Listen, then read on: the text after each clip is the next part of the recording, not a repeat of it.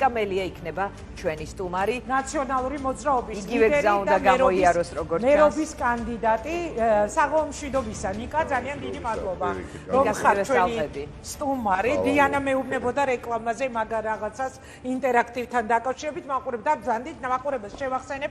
ინტერაქტივში გამოტანილი გვაქვს კითხვა 3 ჩამოთვლილი კანდიდატიდან ვის აირჩევდი თბილისის მერად, კალაძეს, მელიას თუ გახარიას და დიანა რა თქვი რეკლამის დროს?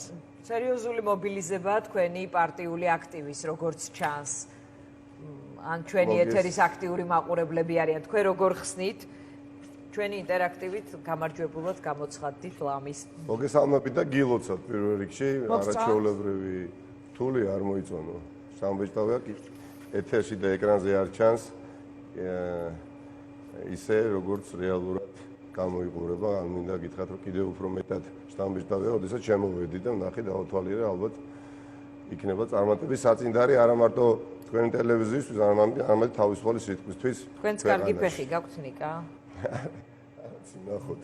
არა, ეს ძალიან მნიშვნელოვანი დღე არის ჩვენი ტელევიზიის ცხოვრებისთვის, იმიტომ რომ დღეს რეალურად ახალი სიცოცხლე დაიბადა TV პირველის და დაგიმახსოვრებთ ყველას, ვინც პირველად შემოხვედით ამ სტუდიაში. კარგი ბეც ვის დააბრალეთ. ნერვები გეშლებოდა, გახარიას რომ კარგი გახარიას დაბრალდება და რომ usmenდი ახლა თუ როგორი იყო შენი რეაქცია, როდესაც ახლა ისმენდი გიორგი გახარიას პასუხებს, ცოტა ვრცლად ვასაუბრეთ ის იმიტომ რომ პირველი ეთერი იყო მისთვის მასმედე რაც მერობის კანდიდატად დასახელდა და ეხლა შენთან გვინდა დავიწყოთ ასევე ვრცელი ინტერვიუ ნიკა მოულოდნელი იყო თუ არა და შენ როგორ ფიქრობ აი ეხლა სწორედ გამოვიტანეთ ჩვენ ინტერაქტივში ეს სამი გვარი თუ არის შანსი რომ კიდევ აყირავდეს ისე სიტუაცია რომ მეორე ტურის კონტურები სხვა კანდიდატის მეშვეობით გამოიკვეთოს პირველ რიგში ნერვების მოშლაზე მინდა გიპასუხოთ ნერვები ბევრ რაღაცაზე უკვე დიდი ხანია არ მეშლება მინდა სწორად ვიცი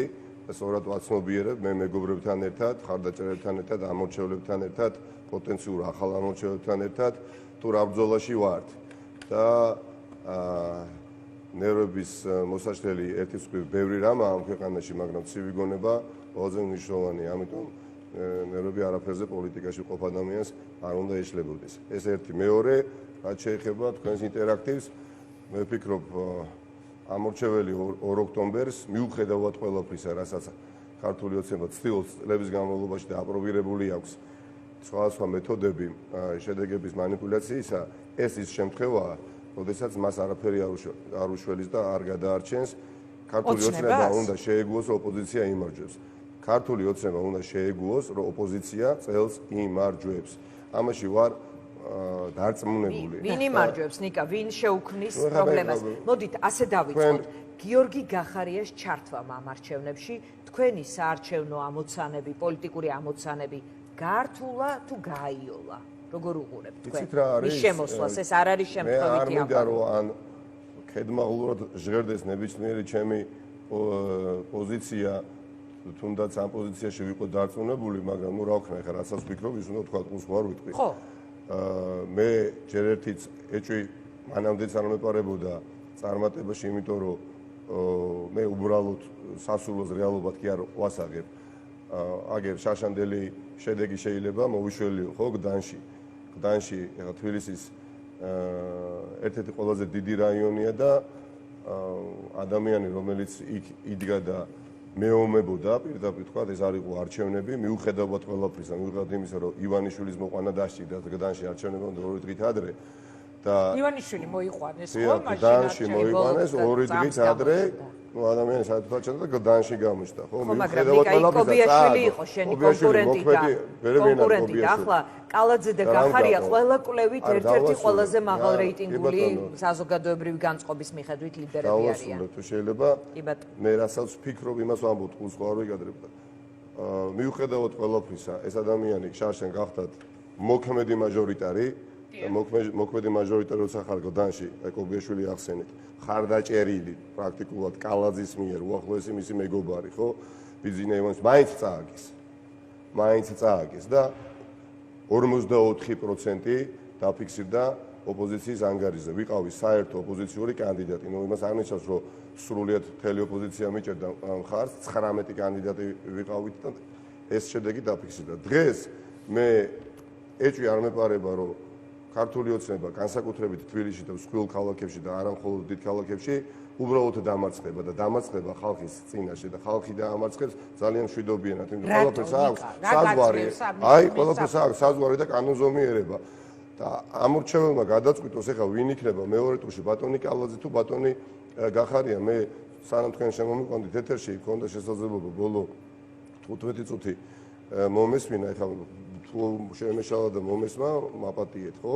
მე მგონი ბატონ ბიძინა ივანიშვილს აქებდა, ხო, ეს ადამიანი აქ იჯდა და მის ღვაწლზე საუბრობდა, რომ რა ისტორიული მისიით ადამიანი დაიბადა და მოგვევლინა ჩვენ ერს. ეხლა ნუ არ ვიცი, ქართული ოცნება. ივანიშვილმა მიიყვანა, ივანიშვილის დროს გახდა პრემიერი და რაღაც ტიპის ამიტომ გადაწყვეტს ძირითადად ქართული ოცნების ამომრჩეველი ვინ იქნება მათ შორის მოწინავე. მე ასე მგონია. აი რეალურად უფრო ვინაა შენი კონკურენტი, ნიკა? კალაძე თუ გახარია თუ სხვავი? რთულია ეხლა პროგნოზის გაკეთება მათ შორის.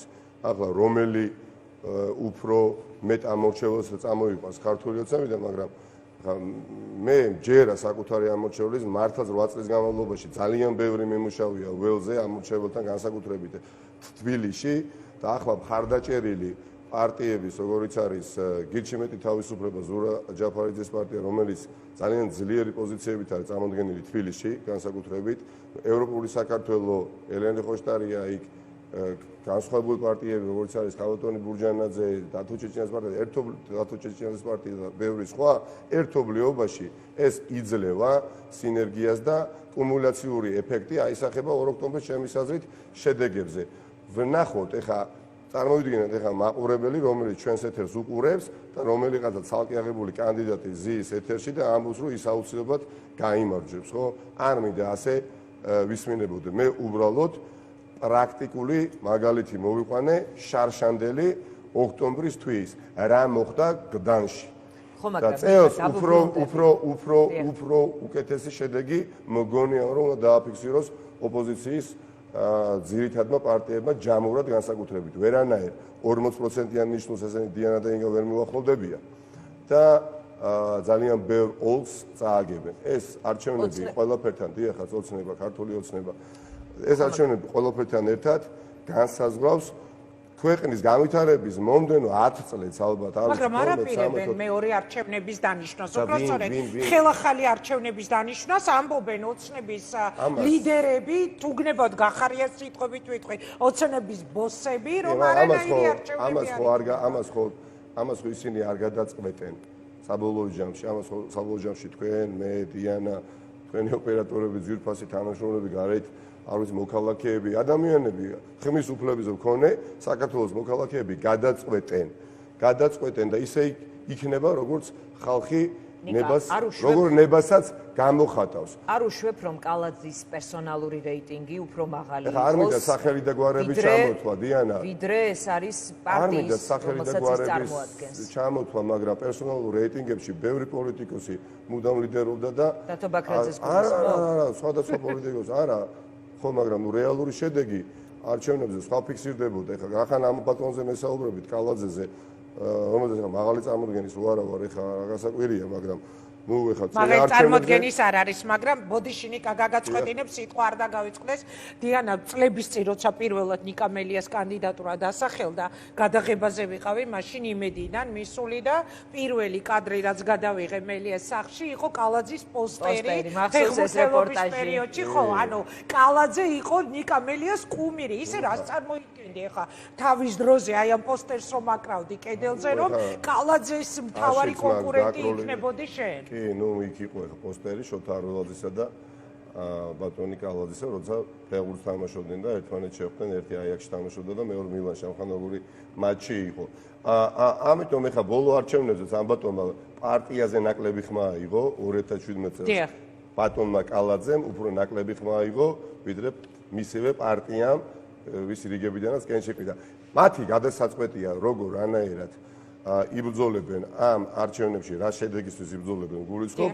ჩვენი ამოცანა არის, რომ რაც შეიძლება ყველა საქართველოში მცხოვრები ადამიანები დავარწმუნოთ იმაში, რომ მიუხედავად ბევრი სირთულისა და სიზნელისა, მიუხედავად გაუსაზრისი მდგომარეობისა, შესაძლებელია უბრალოდ ადამიანზე დროც კი არ კონდეს ლუკმაპურის საშუალებლად გასული ადამიანი შეიძლება ვერც ახერხებდეს 20 წუთით საარჩევნოებთან მივიდეს, აი ამაში ასეთი ადამიანებს უნდა დავარწმუნოთ, რომ არჩევნებთან მივიდნენ.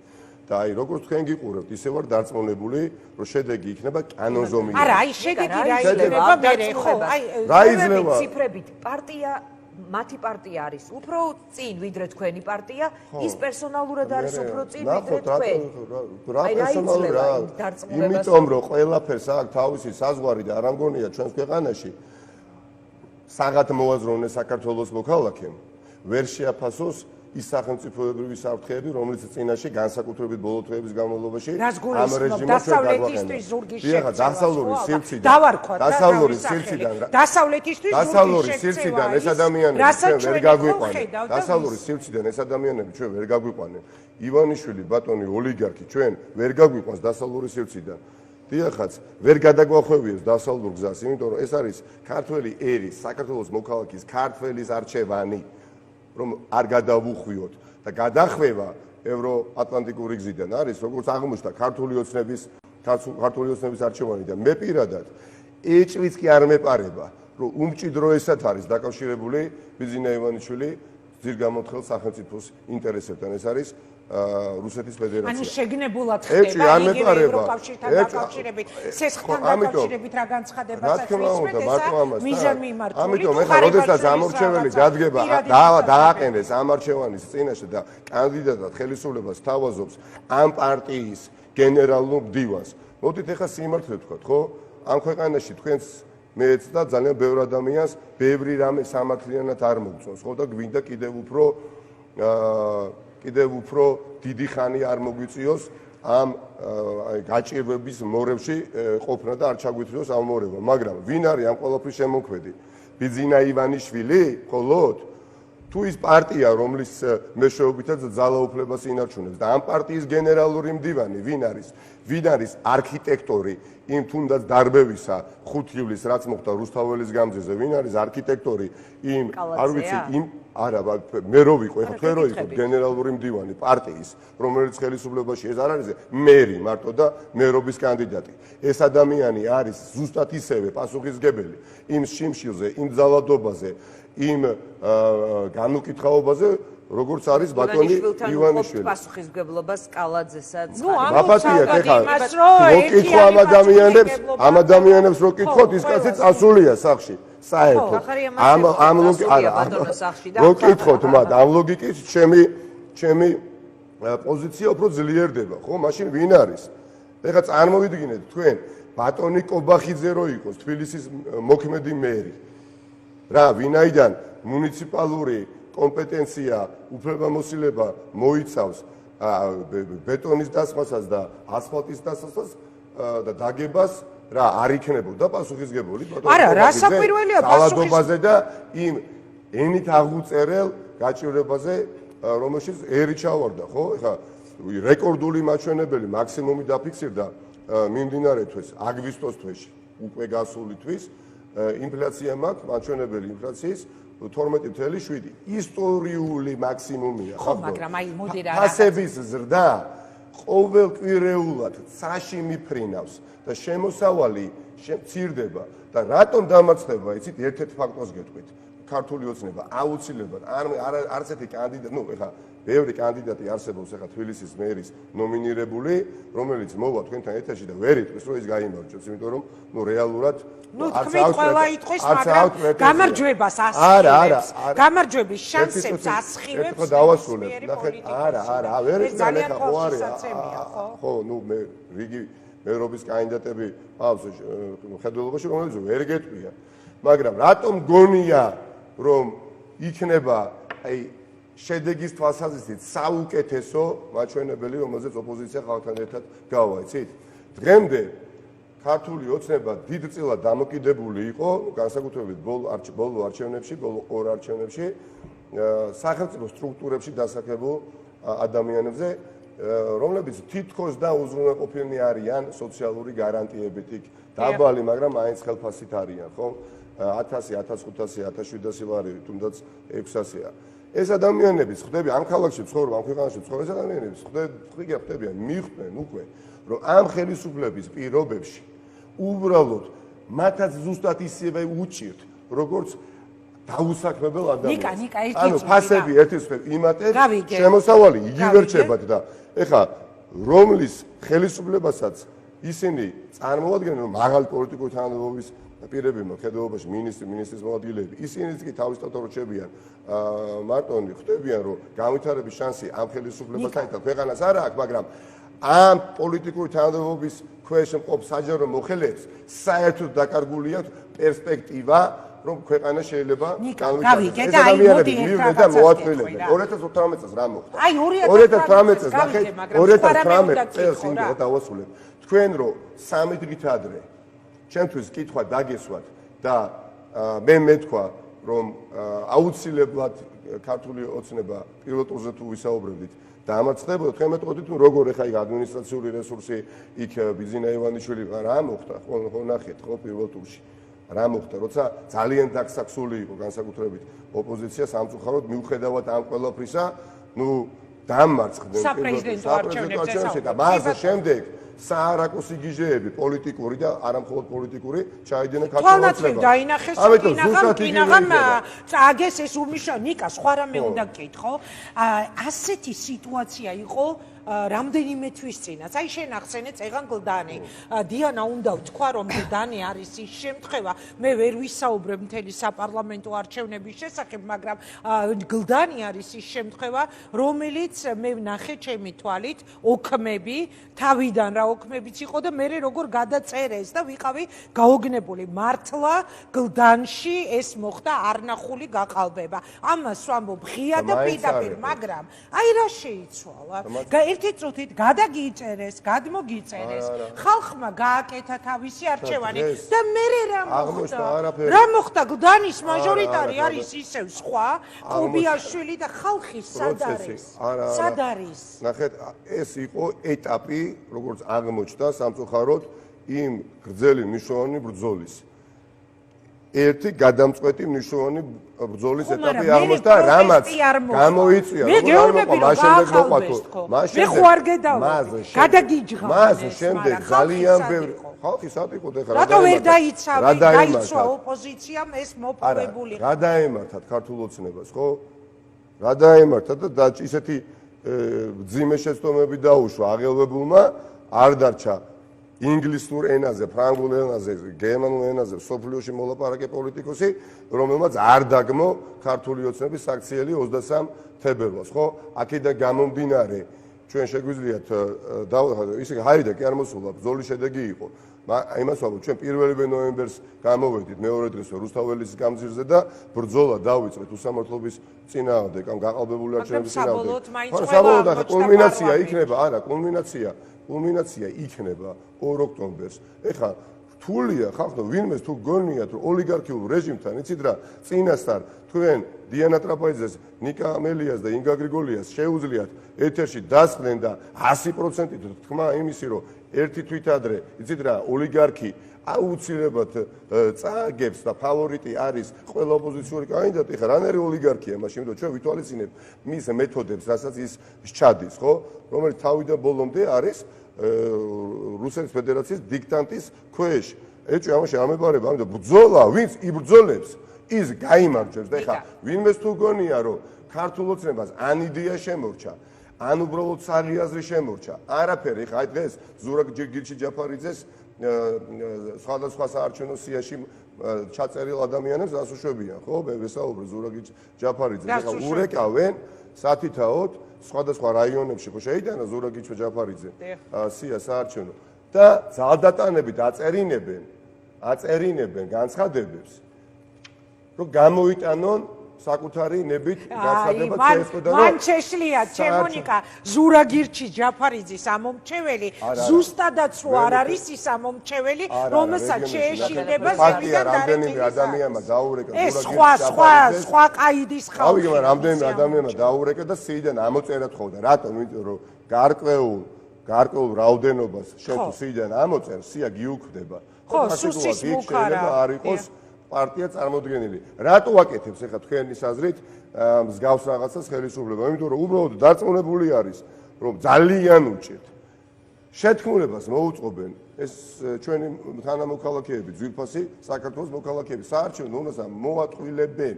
ნამდვილად და ჩვენ პოლიტიკოსებმა უნდა ვიბრძოლოთ და თავგანწირვა ვაჩვენოთ. გლობალსელი უზრუნველყოფს ჩვენს ინტერაქტივს, უნდა გაგაცხვეთინოთ ნიკა და მადლობა მათ თანამშრომლობისთვის 22000 ზარი არის ამ წუთისთვის შემოსული. საკმაოდ მაღალია, როდესაც ეს ინტერაქტივი გამოვიტანეთ, ეთყობა ეს ინტრიგაც კარგად გავთვალეთ, შეიძლება ითქვას. აი ამ მონაცემებით მე მაყურებელს მინდა უთხრა, რომ ჩვენ არ გვაქვს პრეტენზია სოციოლოგიურ კვლევაზე და რაღაც ესეთი ტიპის ოფიციალურ კვლევაზე, მაგრამ პროცენტები 100 არის გადანაწილებული. დიანა, მე კარგად ვერ ვხედავ შორს და იქნებ წაიკითხო ეს პროცენტები. 8% მიასედი კალაძე, მელია 79.28 და გახარია 22.61. ნიკა, მე მაქვს თქვენთან ასეთი კითხვა. პერსონებზე მაინც თითქოს არ საუბრობ, მაგრამ გახარიას გამოჩენა ნიშნავს თუ არა, რომ თქვენ გაგიოლებთ შეიძლება მისთვის გაიოლოს, მაგრამ თქვენი გადასახედიდან გაგიოლებთ მეორე ტურში კალაძის გადაყვანას. ანუ არის თუ არა თქვენი სიტუაციური მოკავშირე კალაძის დამარცხების გზაზე? 2014 წელს სიმართლეს გეტყვით ახლაც 2014 წელს ერთ ადამიანს ვერ ნახავდით პრაქტიკულად, მაშინ ძირითადად ნაციონალურ მოძრაობა ვიყავით მარტო ოპოზიციაში, ხო, ახლა მე ვინ ვიყავით, არა? ერთ ადამიანს, ვინც აუგს ამბობდა ბიძინა იმანიშვილზე და მაშინ ვერ მოახერხეს პირველ ტურში გამარჯვების მოპოვება ქართულმა ოცნებამ. ეხლა ეს არის წარმოუდგენელი, რა მნიშვნელობა აქვს 2014 წელი. სწორია ნიკა. ნარმანია და კალაძე 2014 წელი იყო.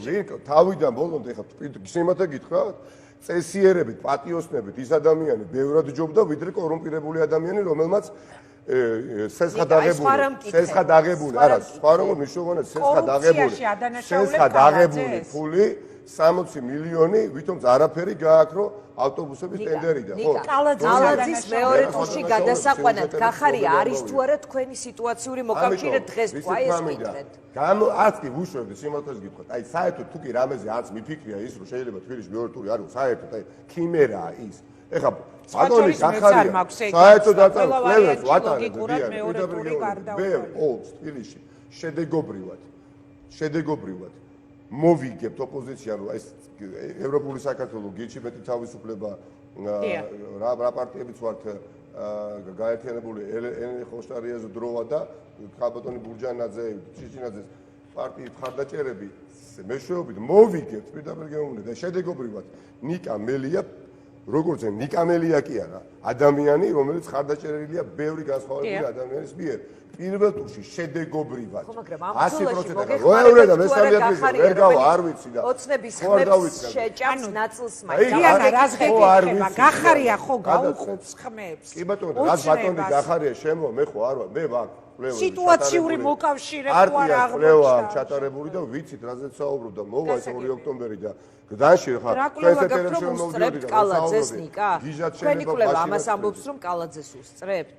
ბატონო, თქვენი კვლევა რას ამბობს, რომ კალაძეს უსწრებთ? მე რაღაცა მკითხეთ პირველ ტურზე და მაგრამ რაღაც კვლევებით ხართ გულმოცემული და რას ამბობს თქვენი კვლევა? და მუშაობ დიან და ვიცი ნამდვილად და არა მარტო ნაციონალური მოძრაობის ერთგული ამორჩეველი, ბევრი განსხვავებული ამორჩეველის. მე არ მინდა იმ ქალაქ ჯერეთის ხანს უსვამ, რომ ეს არ არის მხოლოდ მუნიციპალური არჩევნები, ხო? განსხვავებული არ მინდა იმ ქალაქის მერობა. მე არ მინდა, მე აი გახარია, ბატონ გახარიას, ვინც ხარს დაუჭერს ამ არჩევნებში და კალაძეს, ვინც ხმას მიცემს, იმისი მერიც მინდა ვიყო. კი, ნამდვილად, ჩემთვის ის ქალაქი, სადაც დავიბადე და გავიზარდე და ის ქვეყანა, სადაც დავიბადე და გავიზარდე, გაცილებით მეტია ვიდრე პოლიტიკა, ხო? მართლაც ესეა, განსაკუთრებით დედაქალაქი, ხო? ნამდვილად არ მინდა ვიყო ადამიანი, ვინც იქნება აღქმული მხოლოდ მავანისთვის და არც თუ ცოტა ადამიანისთვის პარტიული მერის სახით და მიხარია რომ ბევრი განსხვავებული პარტიის ხარდაჭერილი ვარ. მართლა მიხარია, ბევრი ამოჭა დაში მოხდა იგივე რომ ნაციონალურ მოძრაობა მაჩვენა საუკეთესო შედეგი გდანში მაგრამ ნაციონალურ მოძრაობამ საუკეთესო შედეგი ხო აჩვენა, რაც კარგია ნამდვილად, მაგრამ 16%-ით მეტი ავიღე გდანში.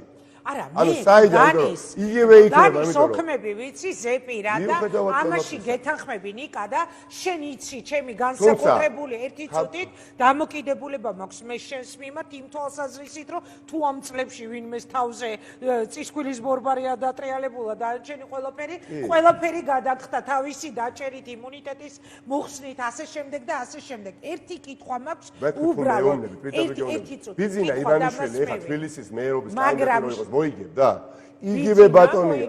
რას როგორ მოიგებდა ადამიანი რომელსაც როგორ მოიგებდა ადამიანი რომ მაშინ ეხა თქვენ გითხათ რომ ვინდა გითხრათ რომ ადამიანი უმრავლესობა ვინც ამ ქალაქში ცხოვრობს და ამ ქვეყანაში ცხოვრობს ეთანხმება იმას რომ ჩვენ გავხდეთ არ ვიცი გუბერნია რუსეთის ფედერაციის ეს მოცემულობა დაგვიდო ხათუმა ოცნებამ რომლის გენერალური მდივანი არის ბატონი კალაძე ხო ადამიანები რომლებიც გამოდიან ბატონი კალაძე არის ხო რომელიც გამოვიდა და ერთ-ერთ ყველაზე ჩვენ მჭიდრო სტრატეგიულ პარტნიორს მოუბრუნებად უთხრა ბალტიისპირეთში გზავნილი გაუგზავნა ესტონეთს საკუთარ თავს მიხედეთო სანთლით უნდა ვეძებდეთ ესეთ ადამიანებს და პარტნიორებს ნატოს სახელმწიფოს როდესაც ხედავ რომ გადაყოლილია შენზე და ამ გზავნილს უგზავნი აქედან, როდესაც გამოდიან და ევროპარლამენტარებს პრაქტიკულად ლანძღავენ, როდესაც ყველაფერს აკეთებენ იმისათვის, რომ აიძულონ ჩვენი დასავლელი პარტნიორები, რომ უარი თქვან საერთოდ ჩვენთან თანამშრომლობაზე, ერთი სული აქვს. ევროპელი, ამერიკელი დიპლომატები გამოვიდნენ და თქვან, რომ თავი დაგვანებეთ, ხახნო. ერთი სული აქვს, იგივე გააკეთონ ჩვენმა დასავლელ პარტნიორებმა საქართველოსთან მიმართებაში, რაც გააკეთეს მაგალითად ავღანეთთან მიმართებაში. და ეხლა ამ ყველაფერს თქვენ ვერ ხვდებით, რომ ხალხი ხედავს. და ეს ადამიანები, ჩვენი მეგობრები, თანამებრძოლები თუ მივლენ და იმ ადამიანს, ვინც ერთი მხრივ ამ დამშოულ ქვეყანაში, სადაც ფასები ხო არა 70% არის სურსათზე ფასები გაზრდილია. რაც ესენი ხელისუფლებაში არიან, ეხლა მილიონამდე ადამიანი, რაც ეს რეჟიმი ხელისუფლებაში მოვიდა ქვეყნიდან არის გაქცეული და რისთვის არის კარგი ცხოვრების საძებნელად კი არ არის იქ სასული რისთვის არის მაგრამ კალაძე ამბობს რომ გეუბნებით რომ პირველივე ესე ამბობდნენ აბა რა სიტყვი მაგრამ ზუსტად ვიცი ამ ქვეყანას არ გახარიამაც იგივე ხო მაგრამ კალაძის და შევეგუოთ დიანა პირდაპირ გეუბნებით რა გვექნება სანერვიულო შევეგუოთ აზრს გინდათ ამის თქვა ჩემთვის რომ ქვეყანას წაერთვება უფლება იყოს სუვერენული სახელმწიფო და დამოუკიდებელი ქვეყანა და თავისუფლება როგორც ასეთი ხდება არიასებებს მე შორს ვარ ამაზრისგან პირდაპირ გეუბნებით მე რა ეს ყველა გამოწვევა 20 საპარლამენტო არჩევნების დროსაც მე რა ხდება ძვირი დაუშვა დიანა ძვირი თქვენ რა გონიათ იქ კარგი ცხოვრებით შემომივარდნენ იქ 23 თებერვალს მე რა ხდება მაინტერესებს ნიკა თუ იგებს ოცნება. აი მე რა. თუებით რატო? აი ცით არ ვილაპარაკო, თუ არ დავსვათ. თუ იგებს, პირდაპირ გეუბნებით, მაღაზია უნდა ისწავლოთ გინდათ ამ ეთერში. სხვა სახელმწიფო იქნება, არ იქნება სახელმწიფო დამოუკიდებელი. ნუ ესა ჩემი რწმენა. თუ კი ინვეს ეჭვი ეპარება, რომ ეს ხელისუფლება არ არის სუვერენული ხელისუფლება, ანუ თავის თავზე დამოკიდებული არ არის. ეს ადამიანები მივლენ და ხმას მიცემენ ბიძინა ივანიშვილს თუ მათ ჯერათ რომ ბიძინა ივანიშვილი არის პატრიოტი საქართველოს მოქალაქე თუ ვინმეს ჯერა რომ ბიძინა ივანიშვილის პირობებში მათი შემოსავალი იზრდება მივლენ და მიცემენ ხმას ბიძინა ივანიშვილს თუ ვინმეს ჯერა რომ ქვეყანაში სახელმწიფოში კანონიერი ქურდები არ მოგინობენ კრიმინალები არ არიან ხელშეუხებლები ასეთი ადამიანები მივლენ და მიცემენ ხმას ბიძინა ივანიშვილის წარმომადგენლებს თუ ვინმეს ჯერა რომ მედია არ არის საფრთხის ქვეშ ან თავისუფალი სიტყვა როგორ არ არის ნიკა მე იმაზე მძიმედ ვაფასებ არსებულ რეალობას ვიდრე შეიძლება შენიხვა ამას ამბობ მე უბრალოდ იმას ვერ ხვდები მე ანუ ერთი წუთით კიდევ ერთხელ გავიმეორებ მე უფრო მძიმედ ვაფასებ კიდევ სიტუაციას ვიდრე შენიხლა ამბობ მაგრამ მე რა და მე ბევრი ადამიანი ჩემს გარშემოც ეხა რას ნიშნავს რატო არის მნიშვნელოვანი ეტაპები ბრძოლის ბევრი თვალსაზრისით ერთ-ერთი მიმართულებით მინდა თქვენი ყურადღება შევაქციო მე პირადად რა დავინახე ჩემი გამოცდილებით ბოლო განსაკუთრებით ერთი თვის პროცესში ხო ჩემი საქმიანობისა ეხლა დავინახე ჩემს გარშემო ადამიანები რომლებიც იმაზე მაგარი პატრიოტები არიან, ვიდრე მეგონენ და ვერ ვამჩნევდი. მაგრამ ისეთი ადამიანების დავინახეთ ჩემს გარშემო, რომლებსაც თურმე რო ველაპარაკები, რომ სახელმწიფო არის ამა და ამ კონკრეტული საფრთხის წინაშე, მათ კონკრეტული ადგილი აინტერესებდათ საარჩევნო სიაში. ასეთი მოხდა კრისტალიზაცია. ხო. ჩემთვის ეს თითოეული დღე ამ ბრძოლაში ნიშნავს კიდევ უფრო გაძლიერებას რწმენაში და გუნდისა, რომელსაც მე წარმოვადგენ. ნიკა, ყველა არჩევნები 2012 წლის შემდეგ ყველა არჩევნებმა ჩაიარა მიშა ბიძინას დაპირისპირების ქვეშ. ახლა არის შანსი, რომ გახარიას ჩართვით თბილისის მერობისთვის ბრძოლაში და აი ამ შიდა დაპირისპირებით ოცნების წიაღში. იქცეს კალაძე გახარიას რაღაც ოცნებითვე დათრგუნვის ბრძოლად, მაგრამ აი თქვენ ხო ცოტა აფსაიდში ხომ არ იქნებთ, აი რამ შეიძლება ნაციონალური მოძრაობა, რამ შეიძლება გააქტუალუროს? 8 წელიწადია ვარ. ეხა მე არ ვთვლი სხვათა შორის ოპოზიციის კანდიდატი არც დიდი წარმოდგენის ვარ კიდიანა, მაგრამ არც ნაკლები წარმოდგენის ვარ და ზუსტად ვიცი რაზეც ვსაუბრობ.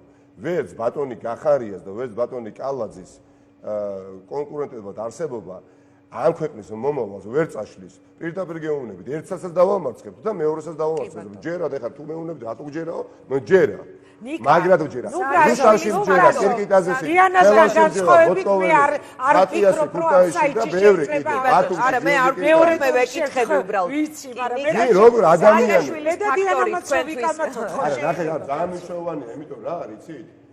ჩვენ თუ მართლა კიდევ ვუშვებთ, არ დაგიმალავთ, აი კიდე თუ ვუშვებთ, რომ ნიშანწყალი მაინც არსებობს კლასიკური პოლიტიკური პროცესისა ამ ქვეყანაში, არ არის ხალხო ეს ასე რთული პროცესი არის, ამ პროცესში გადარჩენა არა ადვილი. მე თვითონაც დავწმუნდი ჩემს გვერდ რა ნაციონალურ მოძრაობაზე საუბრობდით, ხო ეხლა წარსულ ნაციონალურ მოძრაობაზე. ეხლა ნახეთ, ქართული ოცნება რა სახერხებს?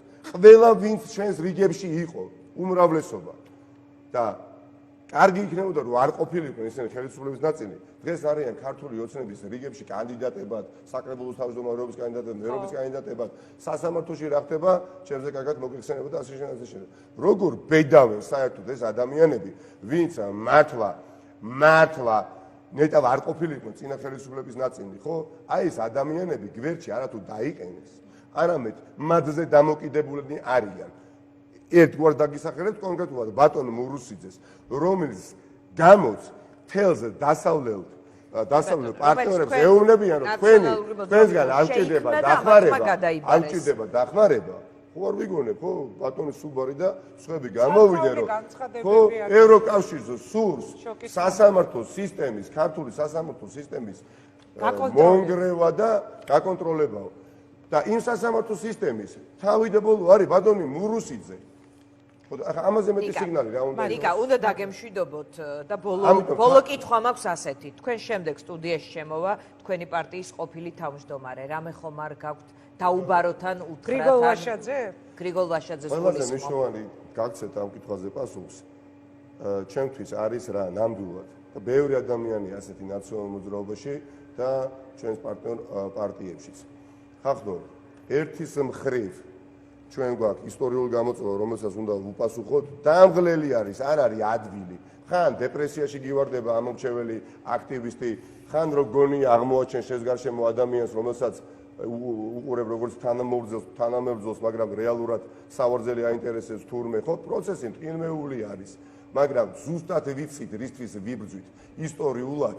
აი რეტროსპექტივაში რო შეხედო, არ გეგონოთ რომ 100 წლის წინ, 50 წლის წინ, 40 წლის წინ დიდი გამარჯვებები რომ მოდიოდა, ხო, მსგავსი პრობლემები მაშინდელ ქართველებს, მათ შორის დიდ ქართველებს არ ქონდათ. სადღაც ბევრი დიდი ქართველისა და ქართველების გარშემო იყვნენ ადამიანები, რომლებიც საუბრობდნენ, იცით რა, ვერ გაიმარჯვებთ, წერი მაინც დაგიფრთხობთ, მაგრამ ყოველთვის იყო დიდი ჯგუფი, რომელსაც წარმატების და გამარჯვების რჯეროდა და საბოლოო ჯამში ფინიშის სწორზეც გადიოდნენ.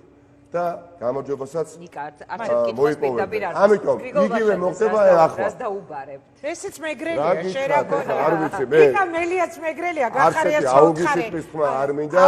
წარმატდეს ყველა ჩემი მოკავშირეა, ვინც ბიძინა ივანიშვილის, კალაძის, კობახიძის, ღარიბაშვილის, მურუსიძის, აი ამ არქიტექტორების რეჟიმისა წინააღმდეგ არიან ყველა რეალური ოპოზიცია, რომელიც ამ ბრძოლაში არის და მინდა წარმატება მათ უსურვო. მიუხედავად იმისა, რომ შესაძლებელია ან ნაწყენი იყოს ვიღაცა ჩემზე, ან მე ვიყო მათზე ნაწყენი ასე შემდეგ. დღეს ეს ყველა არავითარ შემთხვევაში ეს არის, მე ზუსტად ვიცი. მე ზუსტად ვიცი რა ბრძოლაში ვარ და ეს იავარდებით მოფენილი გზა არ არის.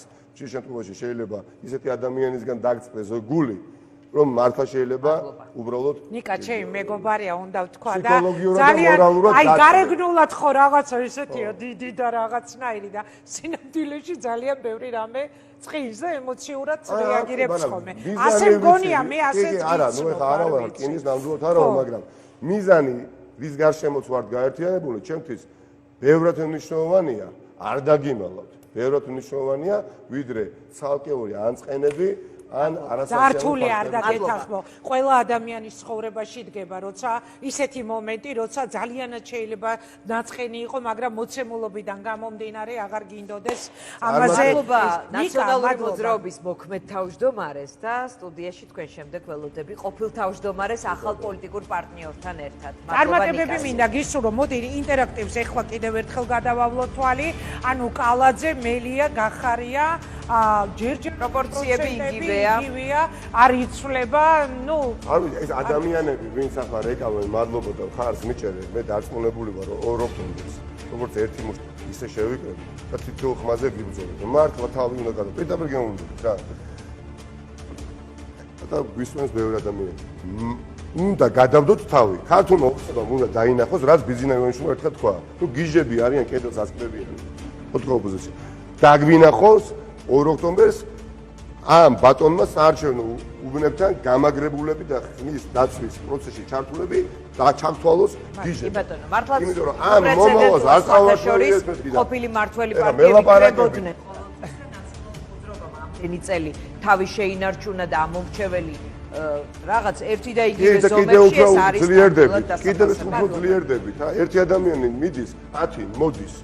პირდაპირ გეუბნებით, აი ხა ბოლო დღეებშიც აი ბოლო 10 კვირის განმავლობაში ხო ვიღაცებმა პარტია ნაციონალური მოძრაობა დატოვეს თქვენთვის უსნობა ადამიანებმა ხო იმიტომ რომ მათ უნდათ საარჩევნო სია და როდესაც ვერ მოხდნენ ეწყინათ რაც არ უნდა სამართლიანად წევნოთ ეხლა ბრძოლით ესე იგი სხვა ბრძოლის ეპიცენტრში ხარ ხო ხო რა არ გავძლიერდებით ერთი წავა 30 მოვა კარგავზანდებოდი ნიკა დიდი მადლობა რომ იყავით ჩვენი სტუმარი ძალიან ურჩი რესპონდენტი ყოფილხარ ნიკა ხანი არ ხვარიან გებრიელი რესპონდენტები და ცოტა უგებრი ჯერჯერობით დღევანდელი ეთერის ორივე სტუმარი ვთქვათ რომ გებრიელი რესპონდენტები იყვნენ არ ვიცი მეგრული იცი მეგრული მესმის ყველაფერი ამუჯურა სვათაშორის ზუგდიდში ან ზორმელია უნდა წარადგენ ჩვენ ვაპირებთ წარდგენილია მაგრამ უნდა ჩავხვიდეთ მამა და იცით რა არის ხო ეხლა აი ბატონი თქვენ წინა სტუმარი საუბრობდა ისე გეგონება მე ვიყავი შინაგან საქმეთა მინისტრი და